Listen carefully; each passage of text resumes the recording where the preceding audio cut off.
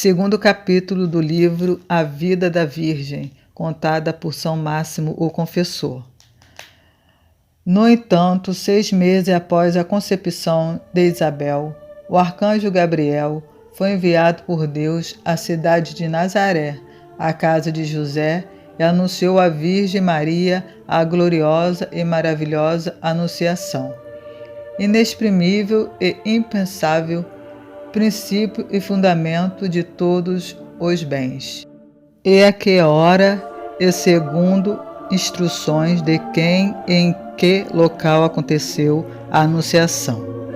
A Virgem já estava jejuando, rezando de pé próximo da fonte, pois ela concebera a fonte da vida. Salmo 35, versículo 10. Era o primeiro mês, quando Deus também criou o mundo inteiro, para nos ensinar que agora, mais uma vez, Ele renova o mundo envelhecido. Era o primeiro dia da semana, que é o domingo, quando Ele dissipou as trevas iniciais e criou a luz primogênita, em que ocorreu a gloriosa ressurreição fora do túmulo do Rei e Filho da Virgem. E ao mesmo tempo a ressurreição da nossa natureza. E não era apenas o primeiro dia, mas também a primeira hora, de acordo com as palavras do profeta.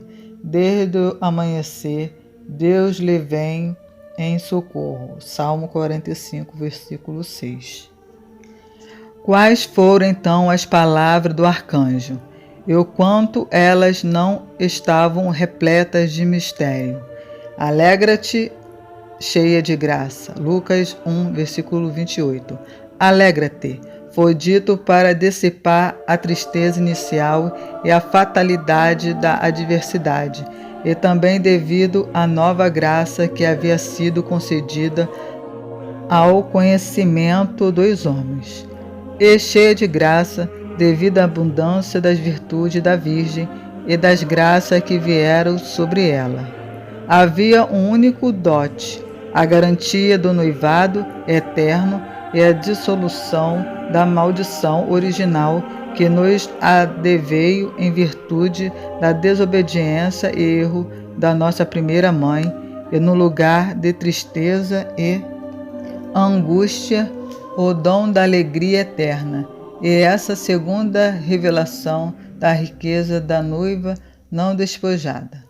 Ambas as coisas foram proclamadas pelo arcanjo, que em seguida acrescentou: O Senhor é contigo. Lucas 1, versículo 28. Esta é, então, a riqueza completa do Rei. Este é o cumprimento da promessa, o próprio Verbo de Deus, pelo Verbo, além de qualquer palavra, entrou no ventre da Virgem Maria. Uniu-se à humanidade não por uma semente, mas pela força do Altíssimo e pela vinda do Espírito Santo.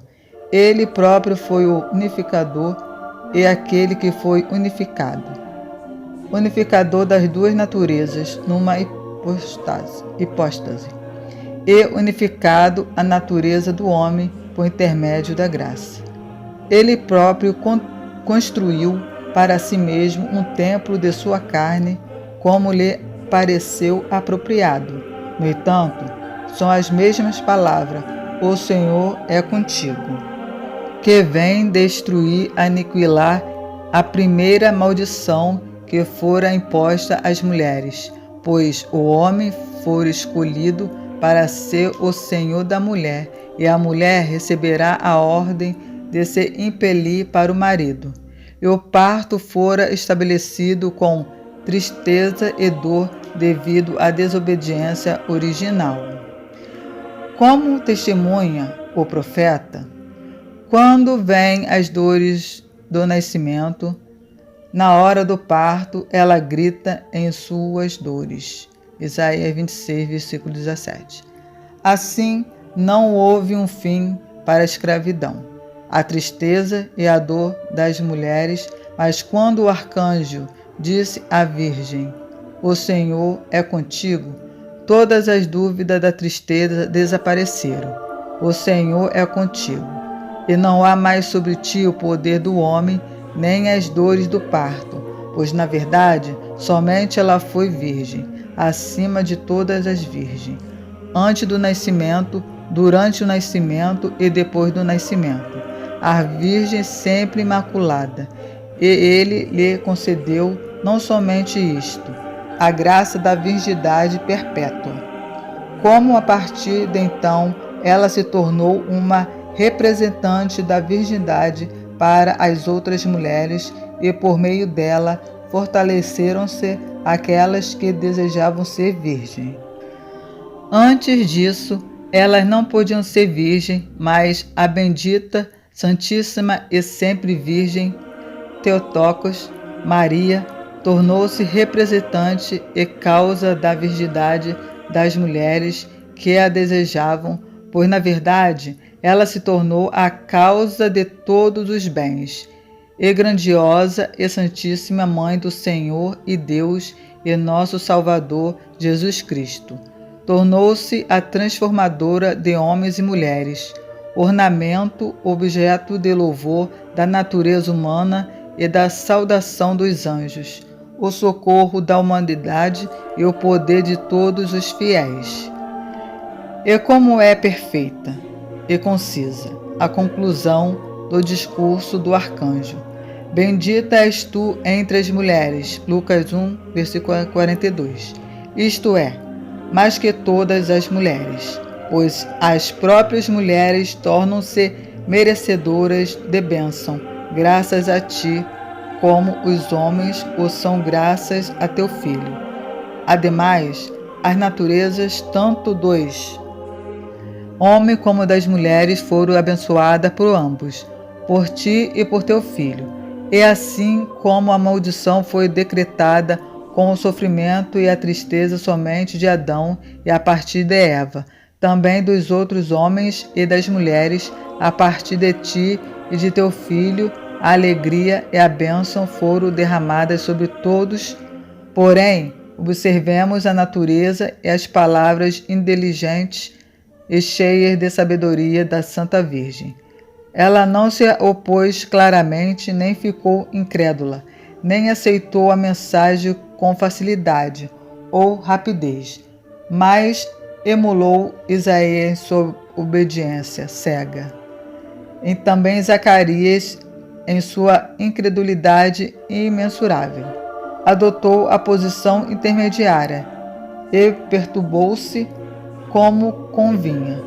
Ela não se perturbou em virtude da visão do arcanjo, pois estava acostumada a vê-lo inúmeras vezes quando ele lhe trazia alimentos no templo, mas por causa das suas palavras, que lhe ressoavam aos ouvidos. Por isso, o evangelista explica. Ela perturbou-se com estas palavras e pôs a pensar no que significaria semelhante saudação. Lucas 1, versículo 29. Pois ignorava necessariamente a profundeza do mistério e estremeceu ante a comunhão da natureza divina com a humanidade e refletiu sobre como tal aconteceria. Mas o maravilhoso mensageiro Gabriel, embora não tenha ouvido tais dúvidas dos lábios da Virgem, era de uma inteligência perspicaz e percebeu sua reflexão. Com sua inteligência, ela não apenas dissipou os temores dela, mas também espalhou alegria.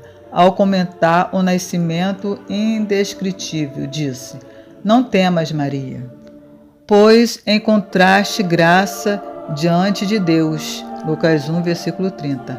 A graça que ela encontrara era a honra, o nome de Theotokos, pois assim foi chamada e em Theotokos realmente se transformou. Observação: Theotokos significa Mãe de Deus. Era verdadeiramente uma grande graça divina que ela havia encontrado, ser mãe do Filho unigênito de Deus. Ó, graça mais elevada do que todas as graças, impenetrável pela inteligência, inexprimível pela língua. Agora, então, prestemos atenção, nós também, e observaremos a glória da noiva não despojada e o dote de sua virgindade. Sondemos o que o arcanjo lhe revelou com clareza e brevidade. Eis que conceberás e darás à luz um filho, e lhe porás o nome de Jesus. Lucas 1, versículo 31. Eis que conceberás, para que ela descobrisse de imediato, com aquela palavra, a maravilhosa concepção. E daria à luz um filho, e lhe porás o nome de Jesus. Pois ele não tem pai na terra. No nascimento humano, ele não tem pai, assim como não tem mãe no nascimento eterno.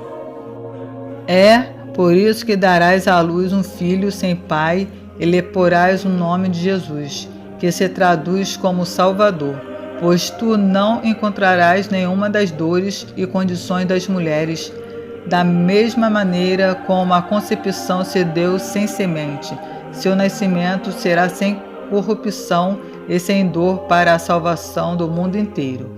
E ele será reconhecido por seu nome, e ele será grande e chamar-se a Filho do Altíssimo. Lucas 1, versículo 32. Por causa de sua natureza humana. O arcanjo disse isso porque, devido à natureza divina, ele está acima de toda glória, mas devido à natureza humana, disse, ele será grande e chamar-se a Filho do Altíssimo. Não somente por causa da sua união hipostática, mas também por causa do chamado das alturas e da confirmação de seus maravilhosos atos, pois tu o chamarás Jesus.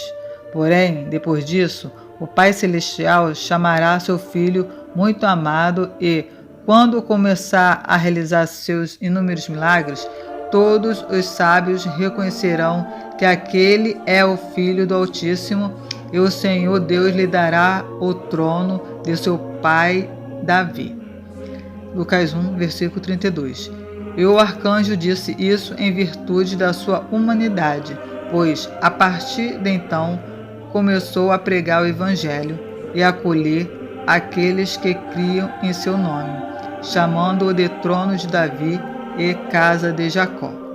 E ele reinará eternamente na casa de Jacó, e o seu reino não terá fim. Lucas 1, versículo 33. O reino infinito não é mencionado pelo arcanjo somente acerca de sua divindade, mas também da sua humanidade, pois é pelas duas naturezas que seu reino não tem fim. Ele reinará sobre aqueles que receberam o seu reino com fé. Agora, portanto, reinará sobre aqueles que creram em sua palavra, e no fim de todas as coisas, quando ele disser que tudo lhe está sujeito, como expressou São Paulo, pois seu reino é necessário até que ponha todos os inimigos debaixo de seus pés. E tudo estará debaixo de seus pés quando tudo lhe estiver sujeito. Então, também o próprio Filho se sujeitará àquele que lhe sujeitou todas as coisas. Deus é Pai, pois convém a sujeição atual de nossa natureza a Ele, já que Ele assume os labores da nossa vitória. Oi, meus amigos, gostaram do segundo capítulo, a metade do segundo capítulo, né? A Anunciação para a Virgem Maria. No próximo vídeo vai ser a segunda parte desse capítulo, a Anunciação, que você acompanhe, tá bom? Se inscreva no canal, deixa seu like e ative o sininho, que é muito importante para saber dos novos vídeos que tem no canal. Que Deus abençoe a você e a sua família e que a intercessão de Maria esteja sempre presente em sua vida. Leitura católica. Vem saber mais?